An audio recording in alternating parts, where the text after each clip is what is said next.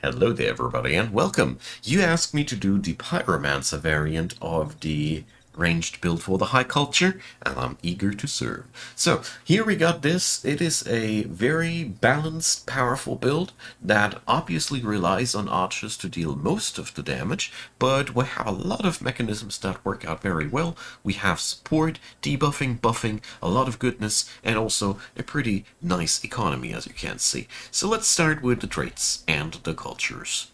So, I went here for the combination of Arcane Focus and Keen Sighted.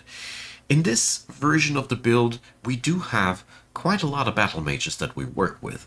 Arcane Focus boosts up their entire profile. It also happens to boost up the damage of the supporters, which are, in this build, a very, very important thing. So, altogether, powerful trait. As is Keen Sighted, because, you know, if you ain't hitting them, you're not doing it right. So this one is for me pretty much a must-have for all ranged combat builds. I picked up Hardy as this build relies for a pretty long time on a low tier roster before it switches over to a high tier roster, so this comes in handy, can be switched out for adaptable if you want to, so no problem.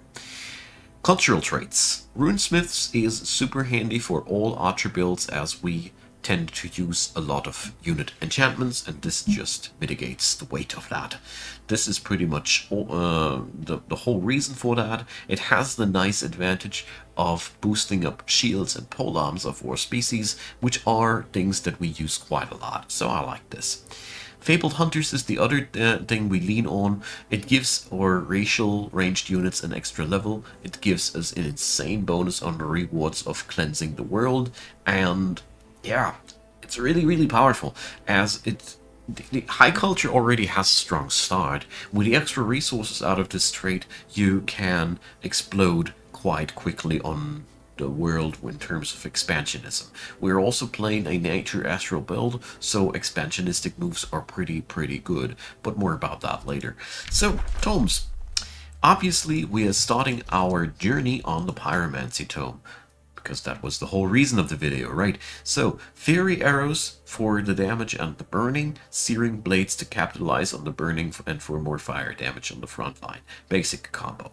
Ignite and Immolate serve as nice nuking spells, and Magma Spirits and Pyromancers are available for you if you want some early game battle mage action. This is pretty nifty, as our cultural battle mages come online only at tier 3, which takes a while. This way you have a reliable supply of nukers. And altogether, it is, for me personally, either one of these. I rarely use both of them at the same time. Either tier 2 reliable pyros that grow redundant eventually, or magma spirits that start off weak but grow into formidable tier 3 mages eventually. Choose for your own liking.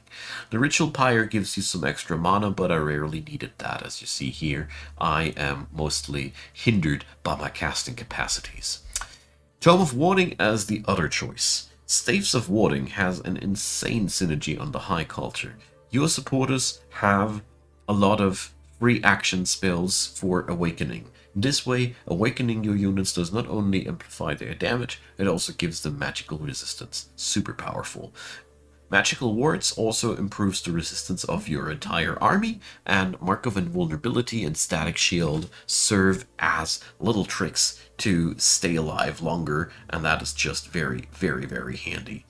Altogether, the tools in this book give you a lot of staying power, and the synergy between Staves of Warding and the High Culture is amazing.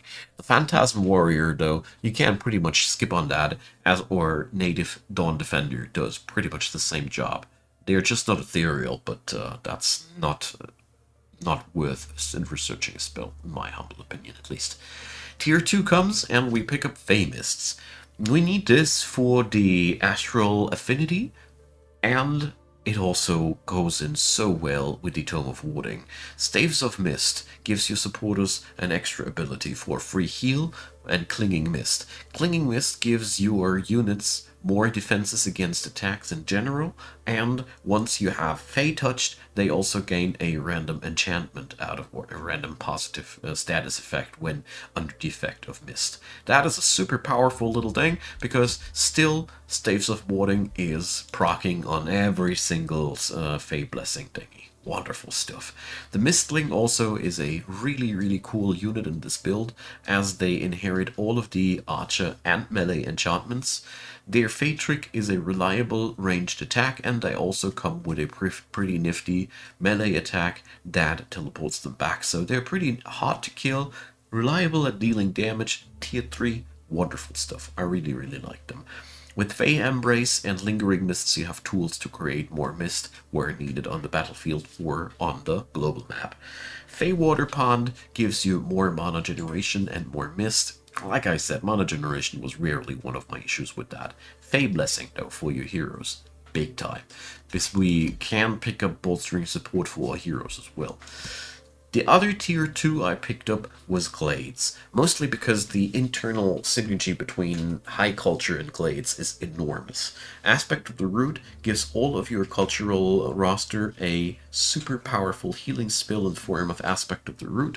Glade Runners just outright replace your tier 1 archers with something better, and the Entwined Protector does something very similar. Altogether, Glades gives you the transitioning power into the mid and late game with robust and reliable tier 3 units, while amplifying the remaining low tier units via Aspect of the Root in a way that you can still make good use of them all the board with some defenses and such. Create Forest and Leaf Skin give you a good synergy with Forest Battle, and did I mention that you get even more magical resistance? So, Forest Warden comes in really good if you happen to fight in forest provinces, which you can adjust. It's not a big thing for this build.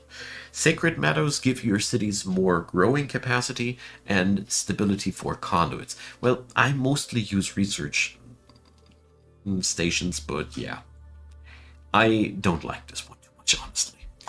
With the tier 3, Amplification comes. We are running amplified arrows on this build, and at this point you start splashing with your ranged attackers, which is amazing. It also has a Sundered Resistance proc on top of that, which means your archers start to synergize with their damage harder into your battle mages, which is really good. Frenzying Focus gives your battle mages strengthening stacks when they attack, also your supporters, and Astral Blood gives your entire army some critical hit chances. I love this entire package in here. Amplify Minds gives us some extra knowledge, which isn't so far really cool, as city stability is something that the High Culture can provide easier than others. The Amplification Pylon and the Chain Lightning are cool, but too costly for this build altogether. That's been my personal verdict. Maybe after you've spammed enough resonance fields, you have enough combat casting points, but I really had my issues with that. I preferred to cast low cost spells to keep Astral Blood pumping. Spell Amplification, though, pumps up the power of your Pyromancy spells quite a lot. Pretty good stuff. The other tier 3 to pick up for this tome ends up to be Pandemonium, as the synergy here with our own culture and what we do tome-wise is insane. Havoc Magic gives all of our mages finally the ability to inflict negative statuses. Vessels of Chaos lets all of our units capitalize on that by dealing up to 30% more damage, and you get that 30% quite quickly. At this point, your archers will hit like a truck. That's really nice. You also have the Chaos Eaters available to utilize all the negative status effects into another nuke. And yeah, there's Inside Revolution for milking infestations, and Mass Hysteria to inflict quickly those statuses. But this one, I think this is, again, a little bit too costly for the game plan of this build. Also, feel free to pick it up if you have any Battle Mage heroes for your heroes. It is an insanely good trait.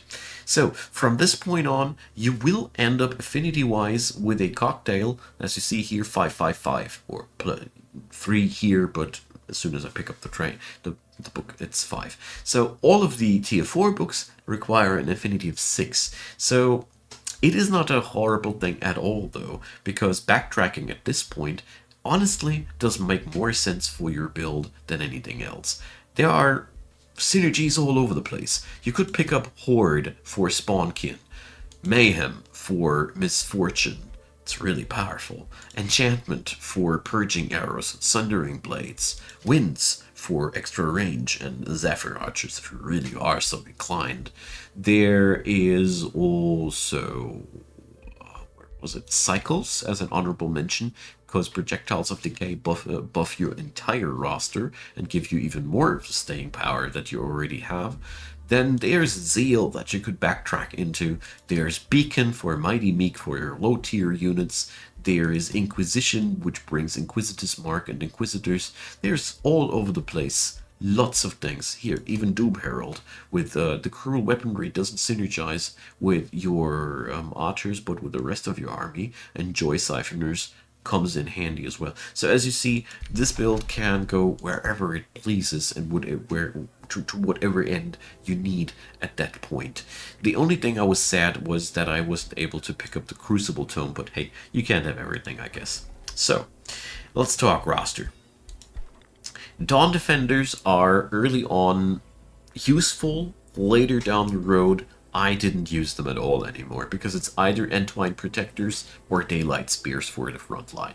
Dusk Hunters, on the other hand, feel free to print a few more of these early on, as when the day comes to be replaced, you just send them back home to defend your cities from random infestations or whatnot. If they die at that point, it doesn't matter too much, they have returned their costs by a lot, and yeah. So these guys are your meat, your bread and butter unit in the early game. There's nothing special about them. They just have an insanely high range, they gain a high amount of damage via Awakening, and that's about that. When Tier 2 comes, a lot of doors open for us. Daylight Spears are our preferred frontline. They deal a lot of damage. Once they are awakened, they deal more damage, get extra retaliation attacks, are relatively robust, and yeah. Nothing more to say. Pyromancers are something to pick up if you really need it. I personally would say if you are into an early warfare or you need very much early blasting power, go for them. But otherwise, I see it smarter to wait it out until the Awakeners enter the field, as these guys are, well, just where's Awakeners? That's just that.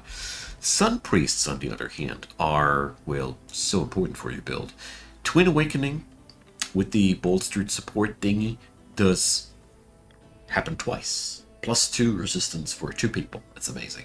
So, Fate Blessing, I already spoke about that. And Mending Awakening, we have a burst heal that also gives resistances. It is wonderful. So these guys, once they are awakened themselves, they can distract people, make them vulnerable for flanking attacks. So if you want to, the sneaky trait for this faction would work extremely well too. Altogether, Sun Priests should make up 4 to 5 units of your 18 unit stack, as they are really important for your Awakening gameplay and your staying power. In the Tier 3 realm, we welcome the Awakener.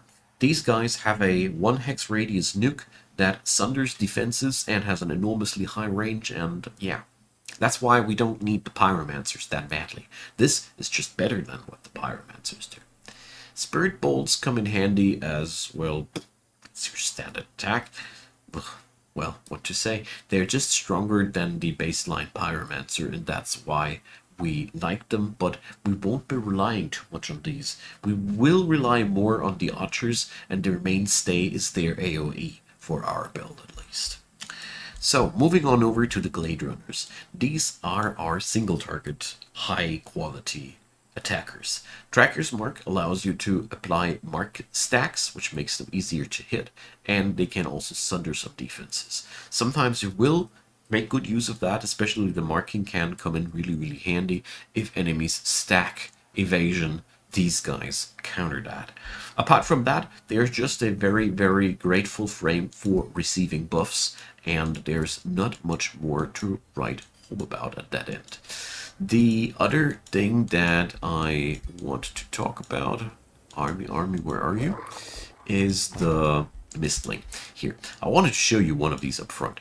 So they only get a single attack. Unlike other skirmishers, they don't have a triple attack, but since they teleport back and they have a reliable ranged attack, these guys are also a very, very good replacement for tier 1 archers. They come with a lot of difficulties to kill, and they also spawn mist for your units to hide in. Massively powerful unit for this build. They are just a little bit vulnerable against poison, that's worth mentioning. But apart from that, hard to kill via ranged attacks. I love these boys. Alright, so Entwined Protectors are just regular shield units with a heal. I don't need to show much here. Strategy-wise, as you see there, we have not even turned 50, and I already own 5 cities. Expansionism is the name of the game, as we have access to all the nature things, and since we run runesmiths, we also have that smidge of materium that allows us to get into faster outpost building. The other traits in this build are a little bit all over the place. I personally found it useful that I had access to cities quite easily with the order traits. The chaos traits were, well, a little bit underwhelming altogether. What I personally like is that tweak into the astral, as it gives you extra capacities for combat casting, which is really powerful for this build, and some extras in terms of researching, which is always, always, always a welcome sight. Altogether, I must say, it's the typical high culture experience. You have pretty much everything you could want. You even have a research province improvement if you happen to not settle down where you need it. You have lots of conduits, so you can really reliably fulfill all of the needs that you could wish for. So feel free to check it out. Let me know what you think about it. Let me know what you want to see next. And of course, leave a thumbs up. Consider subscribing. Check out the description box. It's full with links for more Age of Wonders stuff. And of course, consider supporting the channel via Patreon, PayPal, Buy Me a Coffee, or YouTube channel membership systems. So thanks for watching until the very end, and thanks for supporting the channel. So, have a nice day, and see you soon.